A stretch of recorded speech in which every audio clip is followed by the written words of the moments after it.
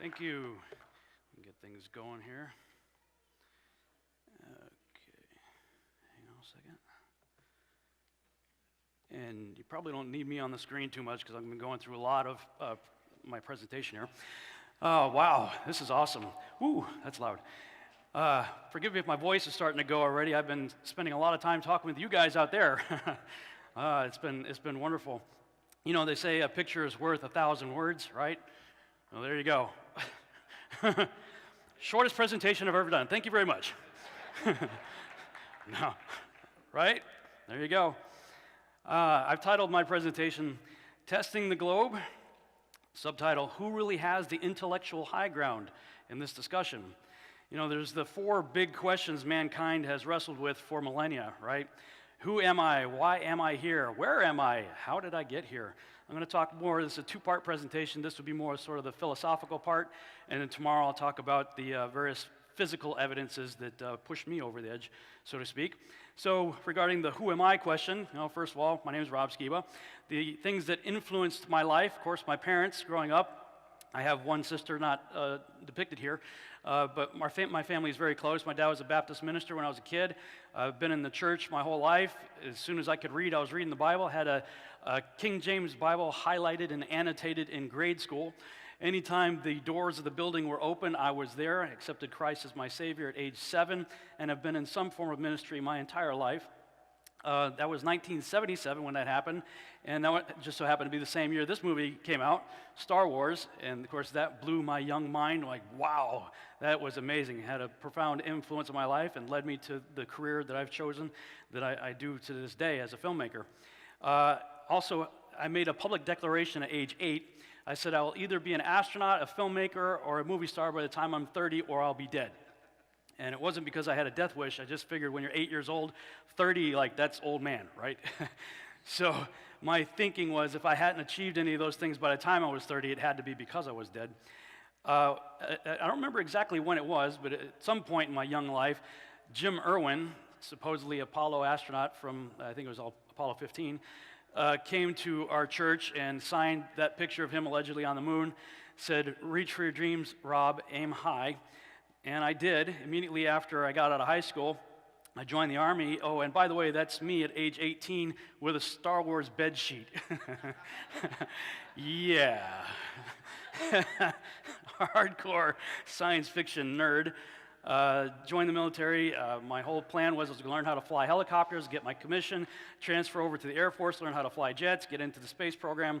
That was my ambition. That was my dream. That was what I was shooting for. Did very well at everything I did in the military. I excelled at. Was Soldier of the Year 1991 there. Became a pilot by the time I was actually on my 21st birthday. I was in flight school. And even after I got out of the military, that didn't work out. My plans, I had, it's a long story, I'll save that, but basically it was an issue that I thought I had with my heart that made me have to get a Class 1 flight physical and do a stress test and all this stuff that basically anytime I was applying for the next level of my training, I got bumped for things outside of my control. And then years later, Father confirmed to me, no, your heart's fine, that just wasn't my plan for you. All these years later, I look back now and say, thank God I never got into NASA. But I left the military in 1993 and, of course, continued to be a sci-fi geek. That's me going to Star Trek conventions in my 20s, hanging out with the Star Trek actors and stuff like that. So, yeah, there was no incentive whatsoever for me to get into this topic that I'm talking about here today, much less spend the rest of my life traveling around the world talking about it. Okay, now before getting into this topic, I like to say to people, look, there's a few things that you must keep in mind, and I talked about this at the press conference earlier this morning, and also if you saw my presentation I did last year, here are about half of the bullet points I talked about last year. First thing you need to realize when you get into this research is, look, we used to be you.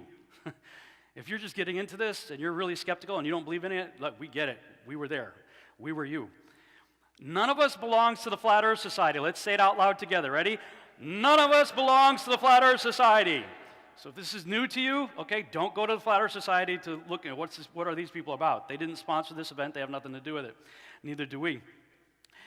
Speaking of, no one believes in the upward floating disk theory of gravity. Media, if you're in the room and you missed this morning, pay attention, look at the screen, please. We do not believe this. Okay? I can't tell you how many times I've seen news reports and stuff coming out saying, oh, that's what flat earthers believe. No, we don't. You can't just insert flat earth into the Copernican model of the universe. You see memes like this all the time, like, flat earthers be, yeah, sun 93 million miles, right? Mercury, Venus, pancake! No, we don't believe that.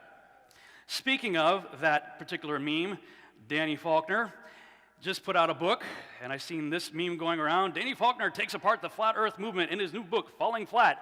Look at his front cover. I think it should be retitled, Misrepresents the Flat Earth.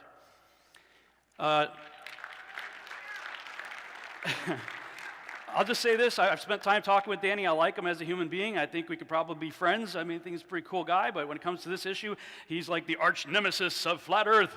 But I'm going to have to pull a Greta on you, Danny. How dare you! How many of these conferences have you been to? How much of our stuff? You know we don't believe that, so that's a complete misrepresentation.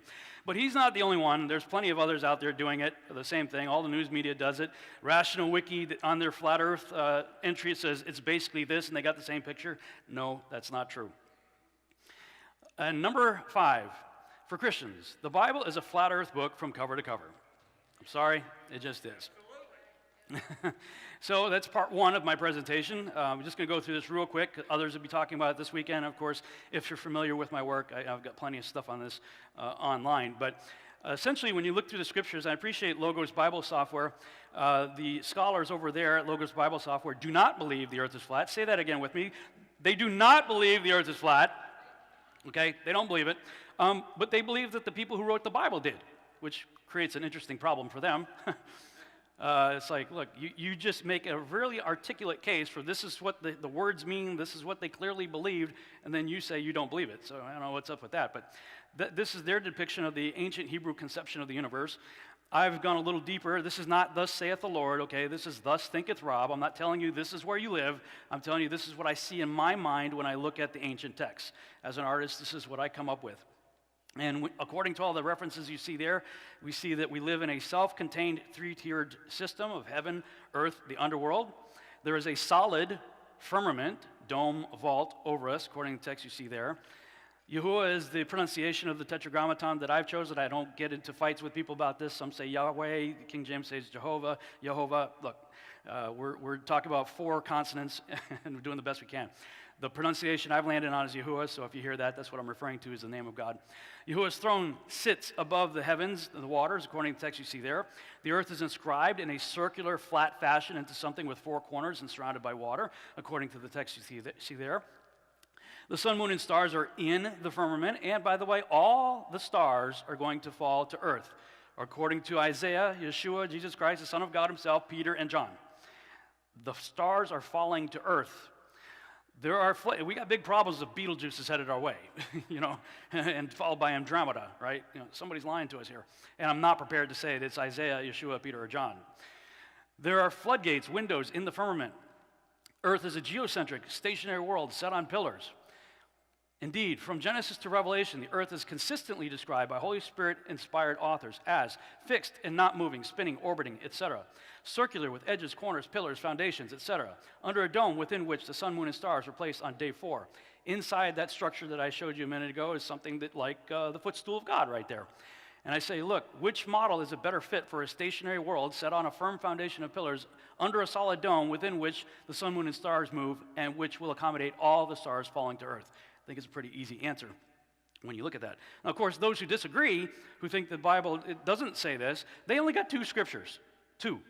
And actually, neither one of them work for them. They have Isaiah's circle of the earth, and Job hangs the earth on nothing.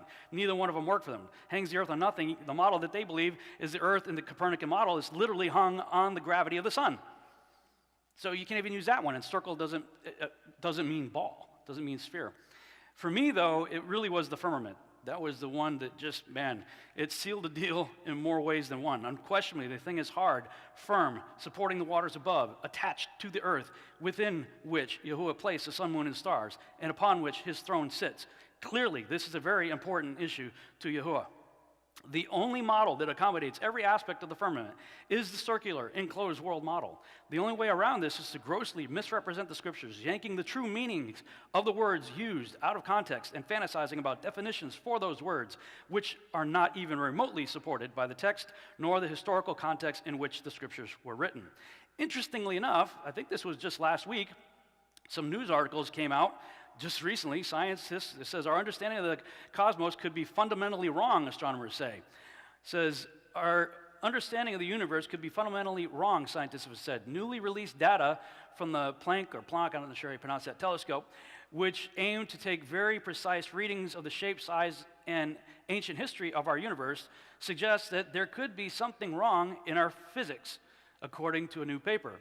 The issue could be an indication of a crisis in cosmology that may be as yet unrealized because of problems with our understanding of the shape of the universe, the authors of the new paper write. Scientists have long been convinced the universe was shaped like a sheet of paper. Interesting. They think the universe is flat, so why are they getting so upset about us when we're talking about the earth being flat? But a new paper suggests that could be wrong, and it's not flat, but rather closed. The authors of the new paper say that it is correct, if it is correct, that the data from the telescope there suggests we are inside a closed universe. Interesting. Other articles coming out, same thing. You know, this was like all just last week, so perfect setup for us. It reminds me of a quote I heard quite some time ago by an individual named Robert Jastrow. For the scientist who has lived by his faith in the power of reason, the story ends like a bad dream. He has scaled the mountain of ignorance. He is about to conquer the highest peak. As he pulls himself over the final rock, he is greeted by a band of theologians who have been sitting there for centuries. I think that's exactly what's starting to happen in mainstream science. Now, what I hear from people all the time, especially people who don't agree with what I'm saying here, is, Rob, you're making Christians look stupid. Have you guys heard that before? This is making Christians look stupid. Okay, if that's your big concern, right, if that's what you're so concerned about, I'm going to help you out here. All right, here's a news flash for you. We already look stupid. To pretty much everybody else out there that don't believe the same way we do. I mean, here are just a few of the crazy things we already believe in. A 6-day creation. They tell us the universe is almost 14 billion years old. To say that it was created in 6 literal days, completely absurd. We believe in 2 magic trees, a talking snake. Moses split the Red Sea with a staff that used to be a snake that could eat other staffs that turned into snakes. Interesting. A dude with a talking donkey, like on Shrek. The walls of Jericho come tumbling down with trumpet blasts. Joshua commanded the sun and the moon to stand still. Wow, that's pretty crazy. The length of a man's hair gave him superhuman strength. See, I'm growing my hair out. A few guys chilling out in a fiery furnace, remaining unharmed. A dude spends 3 days and 3 nights inside a fish, then gets out and starts preaching. Here's a big one for you. A Savior born of a virgin who walked on water, did miracles, died, rose again in 3 days, hung out for a few more weeks, then flew up into the sky like Superman with the promise of returning on a flying horse followed by a floating city.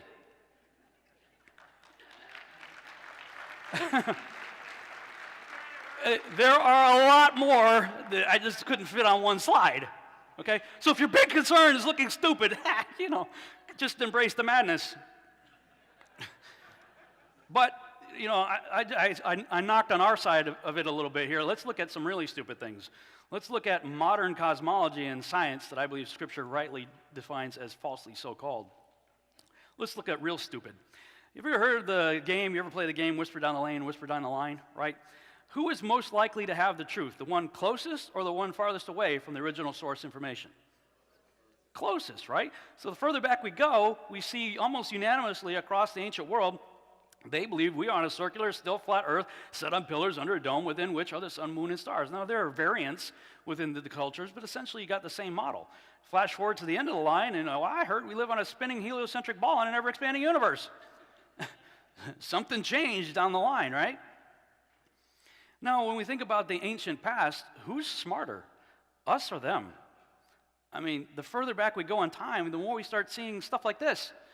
Megalithic structures and all kinds of stuff that people just can't, even today, with all our modern science and technology, we can't figure out how they did it. So what's the solution? Aliens must have done it. I mean, think about it. We're so smart, we think we came from monkeys, and we don't even know what gender we are anymore. I mean, How smart are we? Modern science is telling us that gender's fluid. No, I got news for you. It's not what's between your ears, it's what's between your legs that determines your gender. You know, for thousands of years, 6,000 years of recorded human history, nobody, regardless of race, color, creed, religion, doesn't matter. Baby pops out, got something hanging down there, great. Hey, it's a boy. No, it's a girl, that's awesome. Right? If you want to get scientific, got an X and Y chromosome, boy, got 2X girl. The fact that I actually have to explain this in the 21st century is proof of entropy. We're not getting better. We're getting worse. Way worse. Days of Noah, yeah, way worse. The only reason they think that way is because of evolution. So let's go after that. Let's talk about evolution and the big questions of how did we get here. Here's a video that explains more or less the current view of modern cosmology. Sound? God created the universe went largely unchallenged until the Middle Ages, when scientists made a sacrilegious suggestion based on their observations. The sun, not the earth, was at the center of the universe. It was a paradigm shift. There is now another way to explain the naturally occurring phenomena around us, and this is science. Since the Middle Ages, scientists have developed sophisticated new theories about the enormity of the universe and our place in it. Theories that often have no room for God. Many phenomena have appeared mysterious or miraculous or magical. And then through the process of science, we've eventually understood them. Scientists gradually realized that the sun really is just one star among a multitude of stars in a gigantic galaxy having hundreds of billions of such stars. And all this was created in a Big Bang 13.7 billion years ago. But while scientific theories, observations, and experiments tell us where we are in the cosmos, they don't answer the eternal questions: why we're here, and who, if anyone, created us. The amazing thing is that every atom in your body came from a star that exploded. And the atoms in your left hand probably came from a different star than your right hand. It really is the most poetic thing I know about physics. You are all stardust. You couldn't be here if stars hadn't exploded, because the elements, the carbon, nitrogen, oxygen, iron, all the things that matter for evolution weren't created at the beginning of time. They're created in the nuclear furnaces of stars, and the only way they can get into your body is if the stars were kind enough to explode. So forget Jesus. The stars died so that you could be here today, okay? And anyway. By the end of the 1920s, astronomer Edwin Hubble, working with the large 100-inch telescope atop Mount Wilson outside Los Angeles, had established that our galaxy was only one of many galaxies in the universe. When we look out at other galaxies, on average, they're moving away from us.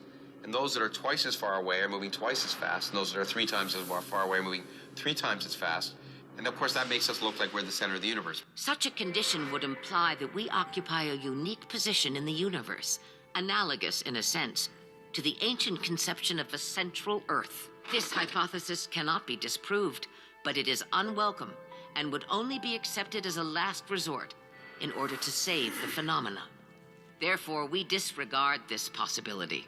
The unwelcome position of a favored location must be avoided at all costs. Such a favored position is intolerable. Several decades ago, we found a problem so great that it was brushed under the carpet for many a decade. And this is the fact that galaxies spin too fast. In fact, 10 times too fast. By rights, the galaxy should fly apart. Therefore, scientists said that we have to have dark matter, a halo of matter that surrounds the galaxy and holds the galaxy together. And what have they discovered? Absolutely nothing. Zilch. What is a little bit perturbing is that after 50 years, we still haven't found what the dark matter is. But on the other hand, that doesn't mean they're not there. It just means they're harder to find than we thought. We look out in the universe, and 85% of all the gravity that's out there has some mysterious, unknown source. We add up all the stars, the galaxies, the planets, the comets, the black holes, the dark clouds, everything out there that we can see, touch, smell, or taste. And it doesn't add up to give us the gravity that we see operating in this universe. So really, we should be calling it the dark force, because we don't know if it's made of matter. It could be a profound misnomer, sending people off in thought directions that might not really be the right path. So dark matter is just simply what we call this thing about which we know nothing, responsible for 85% of the gravity of the cosmos. It is the longest standing unsolved problem in modern astrophysics. Dark matter, dark energy. Everything we know about the universe, what we're made of, galaxies, stars, planets, that's all right here. So, according to this chart, we are 96% stupid.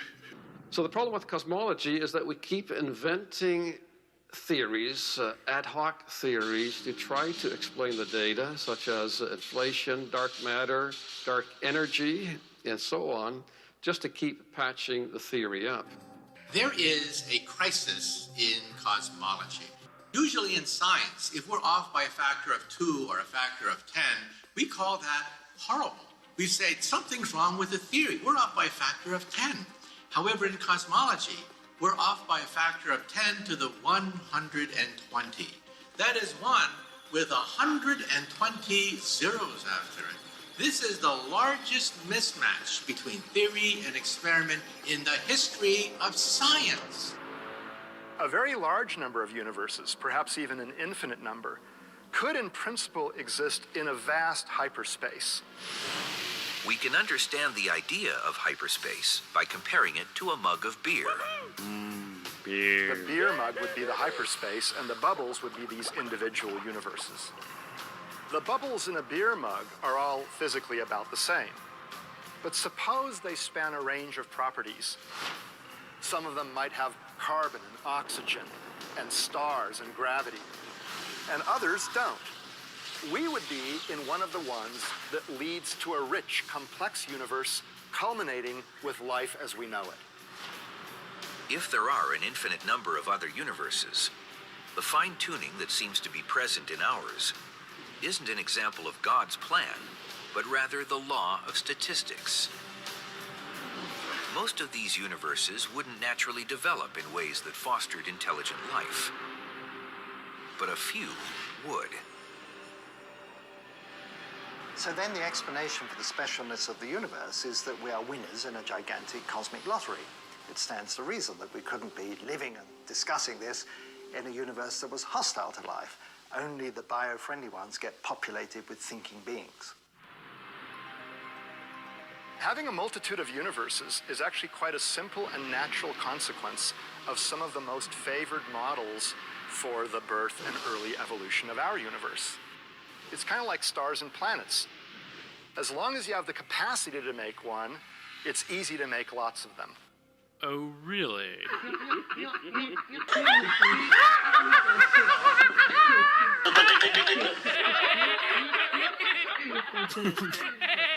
Wow! Beer mug hyperspace multi-bubble verse. Really? Beer. Seriously? They're farting out beer bubble universes. Okay? That's what they're doing. Hey, I got an idea. Yep. Multi-beer bubble universe. And they call that science. And they make fun of us? Really? Yeah, I'm not going to take that from them anymore. I'm not going to sit here and let people who think they came from monkeys out of a beer bubble universe ridicule me for looking into what I'm looking into and considering, a possibility. If you guys can think about beer bubble universes, then I can think about a snow globe. Fair enough? Okay, let's move on. Thank you. That's what they're calling science. So again, Christian, if you're worried about looking stupid, look at what they believe. Wow. It just gets crazier and crazier. I mean, talking about being off by 10 to the 120th power. Really? I think Nikola Tesla had it right, and he was starting to see it already in his day, in the beginning of the 20th century, right? Today's scientists have substituted mathematics for experiments, and they wander off through equation after equation and eventually build a structure which has no relation to reality. That's exactly what's happening. And you're seeing more and more articles popping up like this. This is just from a few months ago, April 30th, 2019, Scientific American. Cosmology has some big problems. If you read the article, it talks about, this individual right here says, compounding this problem, most observations of the universe occur experientially and indirectly. Pay attention here. Today's space telescopes provide no direct view of anything. They produce measurements through an interplay of theoretical predictions and pliable parameters in which the model that they've concocted in their head is involved every step of the way. The framework literally frames the problem. It determines where and how to observe. And so, despite the advanced technologies and methods involved, the profound limitations to the endeavor also increase the risk of being led astray by the kind of assumptions that cannot be calculated. He goes on to say, a key piece of the Big Bang paradigm was criticized by one of the theory's original proponents for having become indefensible as a scientific theory. Why? Because inflation theory relies on ad hoc contrivances to accommodate almost any data, and because this proposed physical field is not based on anything with empirical justification. This is probably because a crucial function of inflation is to bridge the transition from an unknowable Big Bang to a physics we can recognize today. So is it science or a convenient invention? He concludes his article by admitting, quote, in order to maintain a mathematically unified theory valid for the entire universe, we must accept that 95% of our cosmos is furnished by completely unknown elements and forces for which we have no empirical evidence whatsoever. I just summarize that by saying, you know what is taught today as fact is really nothing more than unproven ad hoc theories based on presupposition derived from outlandish conjecture, which itself was contrived from sheer fantasy, all of which ends up beautifully illustrated by the hands of artists and published in textbooks as self-evident truth. That's what science has turned into today. All right, so let's move from the origin of the cosmos to issues of the earth and talking about the age of the earth and so forth. How old is the earth and how do we know? Well, for a long time, there's been sort of this war between the ideas of uniformitarianism versus the older ideas of catastrophism. Charles Lyell's multi-volume Principles of Geology was published in the early 1830s. Its subtitle was An Attempt to Explain the Former Changes of the Earth's Surface by Reference to Causes Now in Operation. He was one of the major advocates of an idea known as uniformitarianism, that the Earth was shaped entirely by slow-moving forces still in operation today, acting over a very long period of time. This stood in direct opposition to catastrophism, which described geological changes coming about as the result of abrupt, violent changes. Thus, characters like Charles Lyell looked at the stripes in the rocks, right, and he just assumed millions of years. No proof, nothing. That's the best. That's his best explanation right there. But is it really the best explanation for what we see, and how accurate are our dating methods to begin with? I'm reminded of an analogy Kent Hovind used to give, talking about a creationist and an evolutionist looking out over the Grand Canyon. One of them looks at the Grand Canyon and says, "Wow, look at what the Colorado River did over millions of years." And the creationist says, "Wow, look what the flood of Noah did in a couple days." Your preconceived bias, right, determines how you look at the thing. Now, I already told you I come from a biblical worldview, so let's have a look at what the Bible has to say as a more plausible explanation for some of these things. And interestingly enough, as a young person, I stumbled across the works of this guy right here. How many of you ever heard of Immanuel Velikovsky? Anybody? Not a lot of people here. A couple of interesting books right there, Worlds in Collision and Earth in Upheaval. Those two books actually were instrumental in leading my dad to Christ in a bar in Vietnam. A guy was selling books there. He got those books, started reading them, and my dad was more like an agnostic at the time. But it got him to begin to question the paradigm and evolutionary thought and whatnot, and eventually he became a Christian himself. So those two books have quite a bit of meaning to me on a personal level. But here's a little video I cut together from some of the creation ministries talking about a better explanation for the geological features and the dating of the Earth. Isn't there evidence for millions of years? And how do we understand all that? Well, first of all, let's look at what the Bible says. If you take the days of creation as ordinary days, and you take all those genealogies in Scripture, if you add it all up, 5 days before Adam, from Adam to Abraham, and then you add up from Abraham until today, you get about 6,000 years. Now, what about all the dating methods that seem to indicate billions of years? Actually, there are hundreds and hundreds of dating methods that you can use to age date things on the Earth. See, one creation scientist I know makes this statement. He says 90% of the methods you can use to age date things on the Earth contradict the billions of years. Only 10% even seem to give the billions of years. But all dating methods have fallible assumptions. Nearly every textbook in Science magazine teaches that the Earth is billions of years old, and the primary dating method used for determining this is what is called radioisotope dating, or radiometric dating. Now, this is a reliable method for measuring absolute ages of rocks and the age of the Earth, right? First off, many scientists now regard the age of the Earth to be between 4.55 and 4.6 billion years old. Okay, so if this method is reliable and accurate, why the 50 million year discrepancy? That seems like a lot. But let's get into some details here and see what's going on. Keep in mind that there's all kinds of scientific jargon on this topic, and so we'll just present a very straightforward, simplified version. Radiometric dating is the process of estimating the ages of rocks based on the decay. The Earth's surface is scarred by deep canyons, cut into solid rock. But how did they form? A little bit of water over a long time, or a little bit of time with a lot of water?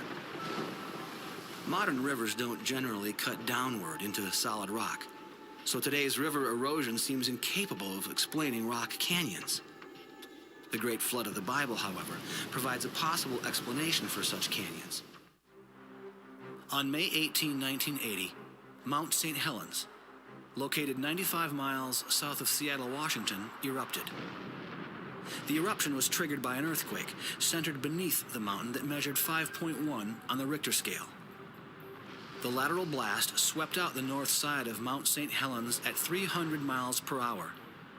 With temperatures as high as 660 degrees Fahrenheit and the power of 24 megatons of thermal energy, it snapped 100-year-old trees like toothpicks and stripped them of their bark. Now, eventually, lava flows formed a new dome. 5 new domes, actually, all of which were destroyed by subsequent eruptions. But the 6th dome that formed between October 1980 and 86 is what you see today. It's composed of 2.6 billion cubic feet of lava, and it's quite young, having finished forming just over 30 years ago. Well, in 1996, geologists sent rocks from the lava dome to be radiometrically dated. Now, they used a method called potassium argon. Well, scientists measured how much potassium and how much argon are in the rock, and they calculate the age of the rock, right? But creation scientists have pointed out for years that there are some major problems with radiometric dating. One big one is all of the assumptions that it's grounded on. You must assume that the half-life is constant and that it never varies. You have to assume that there was no contamination. For example, no argon was present in the sample before the decay began. Well, that's a lot of unprovable assumptions. Now, if radiometric dating and the assumptions that it's founded on were accurate, well, then Mount St. Helens rocks should have yielded very young ages. After all, the rock was merely about a decade old. You see, the problem is they didn't. The rock gave an age of 350,000 years. When they dated the minerals within the rock, the problem got much worse. They gave dates of 2.4 million years. This is for a 10-year-old rock. Now, Mount St. Helens highlighted that we shouldn't blindly trust the dates given by radiometric dating. The assumptions clearly aren't accurate, so the dates that they give are also inaccurate. Instead of trusting a method that doesn't even give correct ages for rocks of known age, well, maybe we should trust the Bible's history, which tells us that our Earth is around 6,000 years old. Before the famous eruption at Mount St. Helens, scientists were mostly familiar with slow-acting examples of geologic change. But at Mount St. Helens, geologists watched the Earth's surface change quite rapidly. Icebergs were buried in hot avalanche material. They melted and formed badlands in days. Eruptions on May 18 and June 10 produced fine layers in hours. On June 10, mud flows cut zigzag canyons 100 feet deep in soft sand and mud, complete with perpendicular side canyons. Canyons that are reminiscent of the geography of Grand Canyon, only 40 times smaller and clearly produced within hours. At Mount St. Helens, a single mud flow off the mountain carved Engineers Canyon out of soft sediment in a single day, 100 feet deep.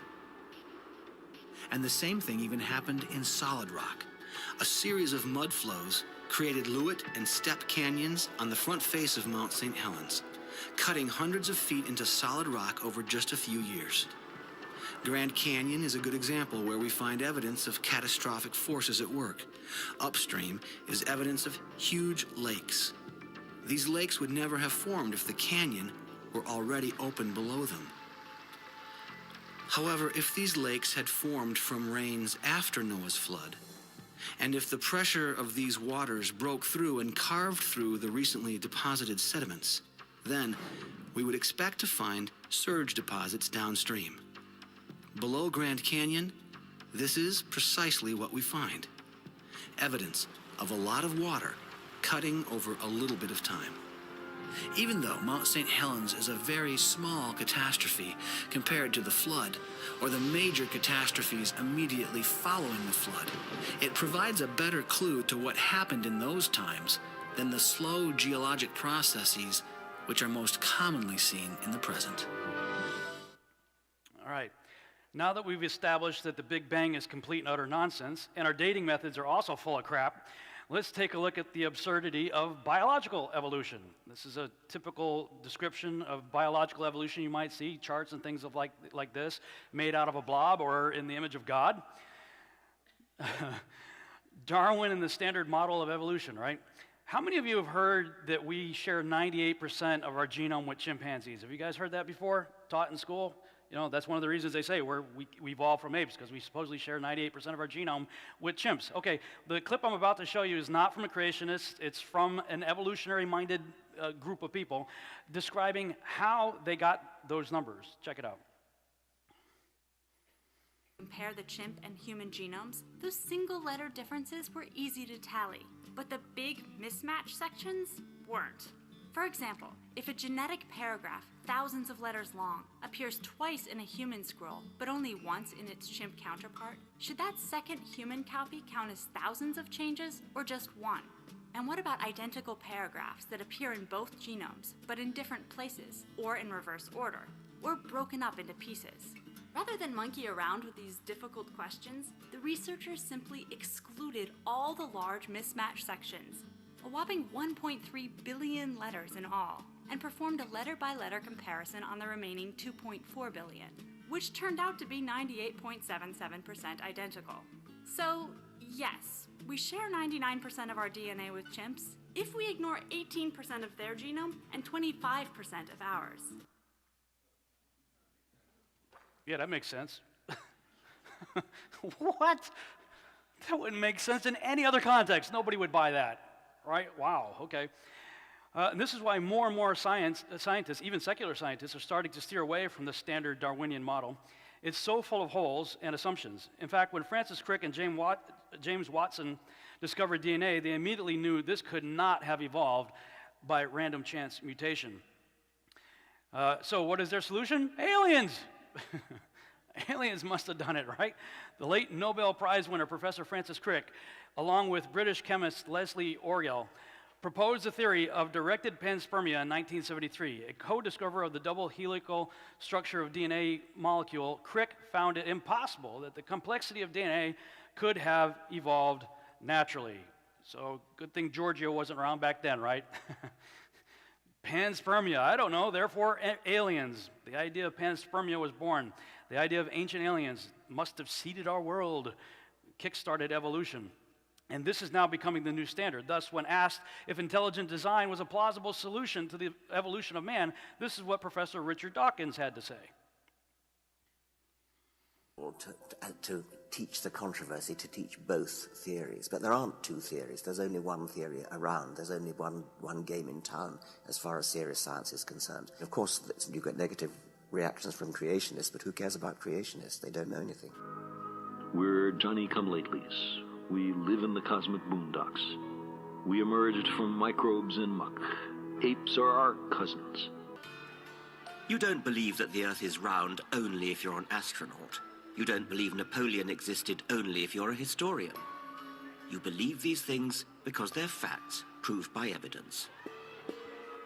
Evolution is also a demonstrated fact. The truth really is out there, It's not a matter of opinion. You have written that God is a psychotic delinquent invented by mad, deluded people. No, I didn't say quite that. I said something rather better than that. Oh, well, please tell us what you said. Please tell us what you said. Well, I would have to read it from the book. No, please. The God of the Old Testament is arguably the most unpleasant character in all fiction.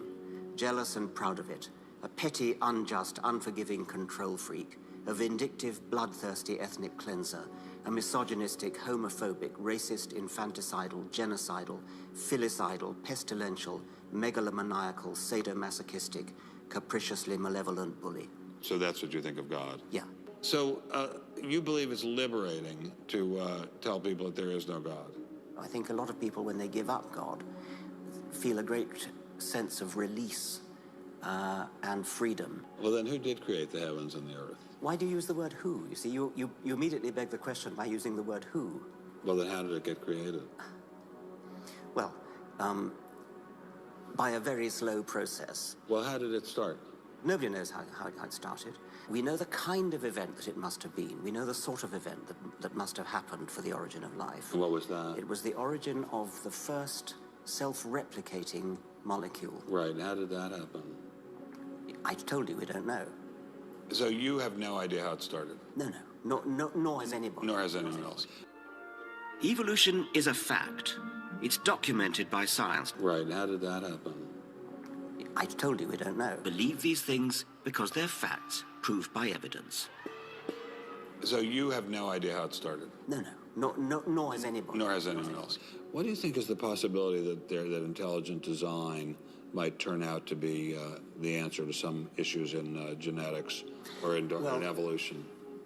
It could come about in the following way. It could be that at some earlier time, somewhere in the universe, a civilization evolved by probably some kind of Darwinian means to a very, very high level of technology and designed a form of life that they seeded onto perhaps this planet. Now, that is a possibility and an intriguing possibility. And I suppose it's possible that you might find evidence for that if you look at the details of biochemistry, molecular biology. You might find a signature of some sort of designer. Wait a second. Richard Dawkins thought intelligent design might be a legitimate pursuit? And that designer could well be a higher intelligence from elsewhere in the universe. Well, but that higher intelligence would itself have had to have come about by some explicable or ultimately explicable process. It couldn't have just jumped into existence spontaneously. That's the point. So Professor Dawkins was not against intelligent design, just certain types of designers, such as God. Many people are extremely illogical. I'm skeptical of the claim. I'm skeptical. I'm skeptical. I'm skeptical.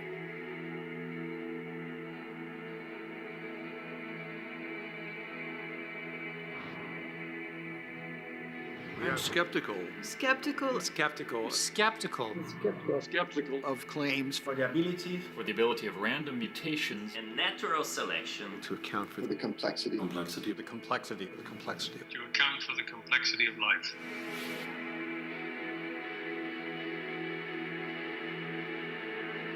Careful examination Of the evidence. For Darwinian theory should be encouraged. Yep. So we have a crisis in cosmology and apparently a crisis in biology going on at the same time. You know, if biological evolution here requires the intervention of intelligence, who created those other beings? You see, all they're doing is pushing the problem further out. You know, eventually you got to get to a first cause.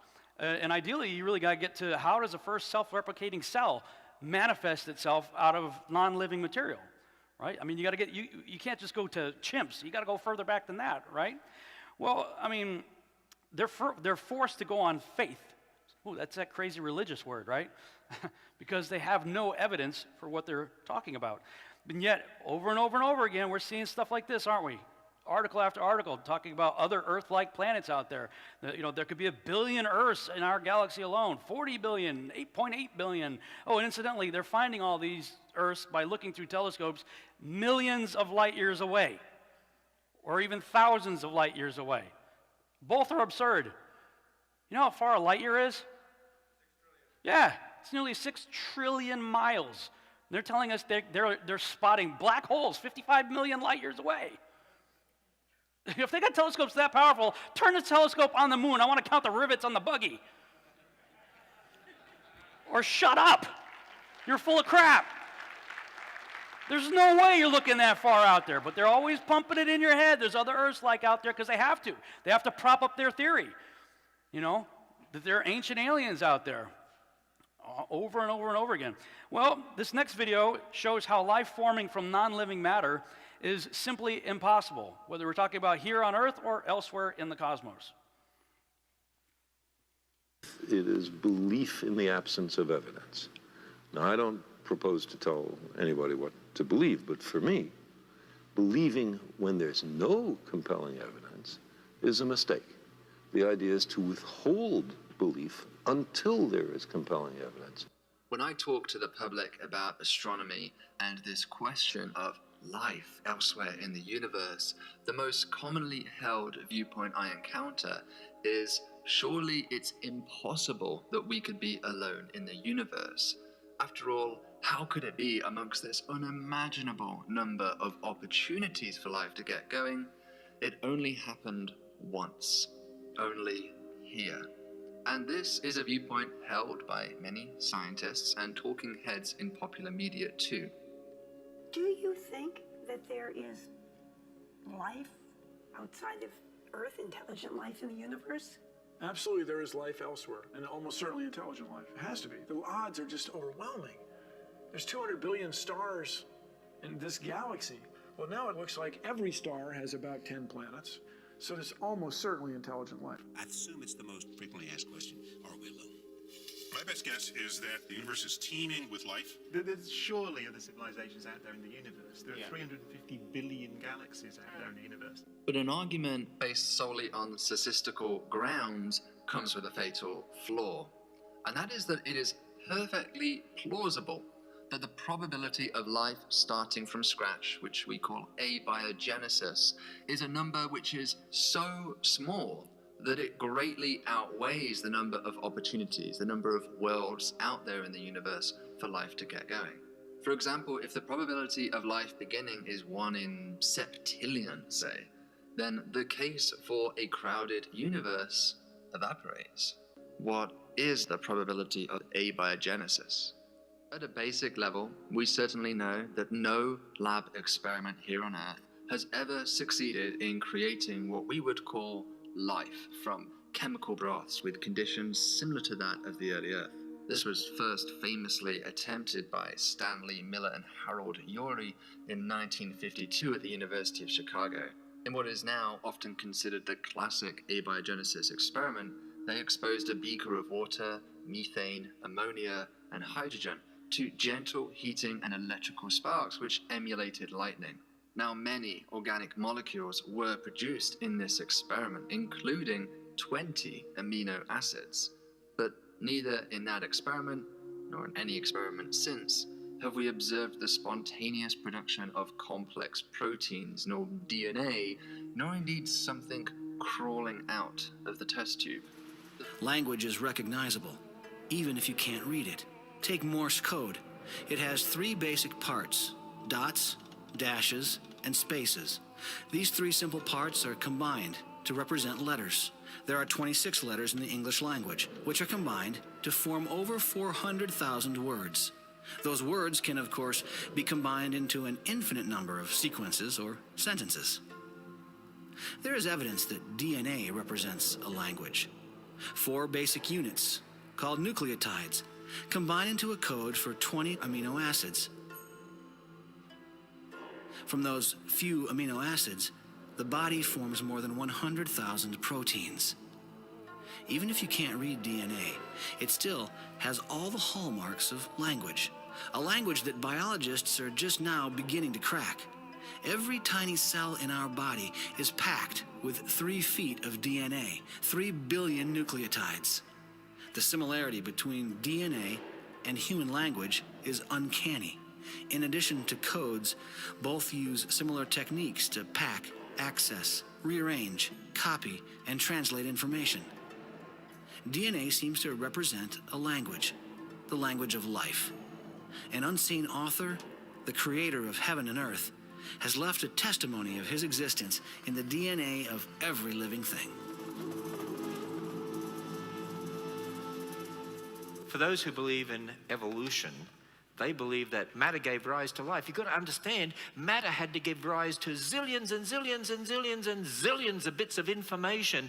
And over millions of years, information keeps coming from matter, new information to form all the different kinds of animals and plants, zillions of bits of information. You know what's interesting? We've never seen matter produce one bit of brand new information that never previously existed. Not even one bit.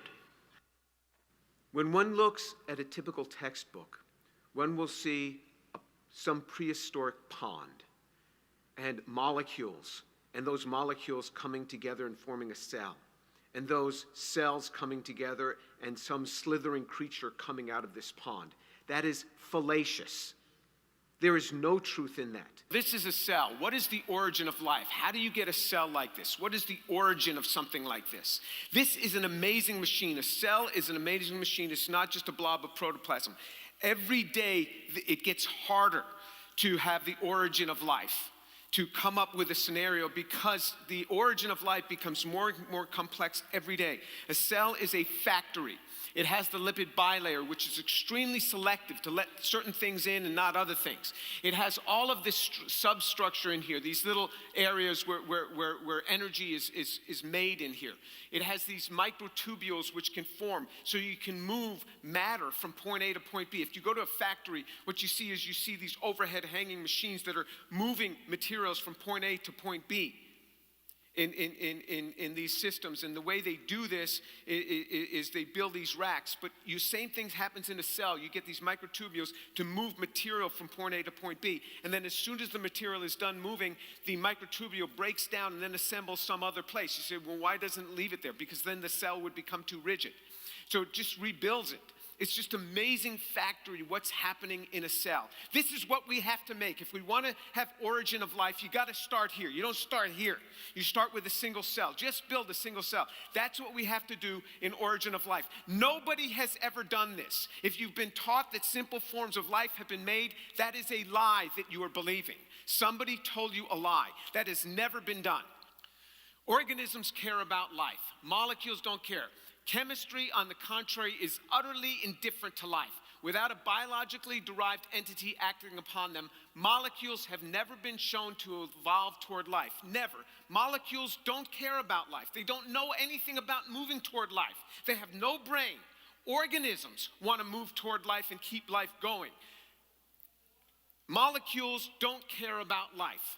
Nobody has ever seen molecules assemble toward life. Never. It doesn't happen without a biological entity working on them. I asked all my colleagues, can you show me an example of this?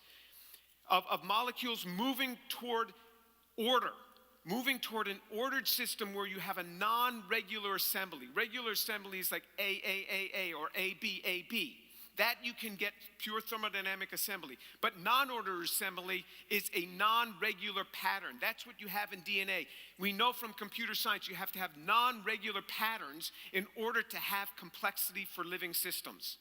And I asked my colleagues, do you have any example of molecules without a biological entity acting upon them, moving to give an ordered assembly that is a non-regular pattern? And they sent me papers where chemists have taken molecules and assembled them in that way. I said, non-biological entity. You can't have a human doing this. Molecules don't move toward life. Well, even if you want to have molecules move toward life and you have human beings working upon them, can the human beings do it? And the answer is no. So almost every chemical synthesis experiment in origin of life research can be summed up by a protocol analogous to this. They purchase chemicals generally in high purity from a chemical company. All right, so that's what they do. They first purchase the chemicals. They mix those chemicals together in water in high concentrations in a specific order under some set of carefully devised conditions in a modern lab. Then they can obtain a mixture of compounds that have a resemblance to one or more of the basic 4 classes of chemicals needed for life. So what you need for life is you need carbohydrates, nucleic acids, amino acids, and lipids. That's what we know. All life we know composes those 4 building blocks. So they try to make those 4 building blocks.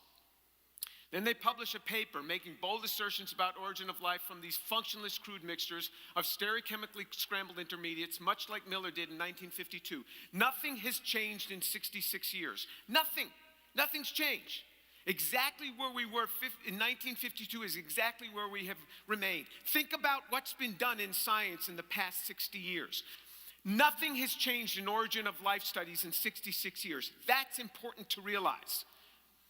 Then you engage with the ever gullible press to dial up the knob of unjustified extrapolations. Watch the mesmerized layperson exclaim, "You see, scientists understand how life formed." Then you encourage a generation of science textbook writers to make colorful, deceptive cartoons of raw chemicals assembling from cells which then emerge as slithering creatures from a prehistoric pond. That is exactly what is done every one of their experiments. So what do I say when someone asks me, do you believe there is life elsewhere in the universe? Carl Sagan once famously wrote that faith is belief in the absence of evidence. And honestly, any scientist who says there has to be life out there is putting forward a position of faith, not one supported by observational evidence and statistical reasoning. So where are we putting our faith, ultimately? When it comes to belief, here are our choices. In the beginning, God created the heavens and the earth, and he made us in his own image. Or, in the beginning, nothing farted out the heavens and the earth, and we got here from goo to you by way of the zoo. Or, nothing farted out the heavens and the earth, and E.T. seeded the goo to make you. Basically, these are our choices, guys. When you proceed from a false premise, your conclusions are going to be sheer madness. This is why we have so many crisis scenarios going on in so-called modern science. And it brings me to my last slide here. Which one is it then? We have all our government-funded textbooks telling us we live on an oblate spheroid. We have this guy saying, no, you live on a pear. It's a pear shape. You have NASA and other government organizations like NASA showing us perfectly spherical worlds. And then you have the Bible saying, nope, you live in a snow globe. So which one is it? I say, look, as for me and my house, let God be true and every man a liar. You can laugh at me, you can mock me for saying that, but if you believe you're an evolved ape that got here from goo to you by way of the zoo out of a rock that was spit out of a exploding dot, you don't have the intellectual high ground in this discussion. Sorry to break it to you. And when it comes to evidence, you know, my whole life experience points to the truth of the scriptures. I've had no reason to doubt it. And then when you start seeing other evidences like this, it just confirms all the more that I'm going to trust it for cosmology as well. Thank you.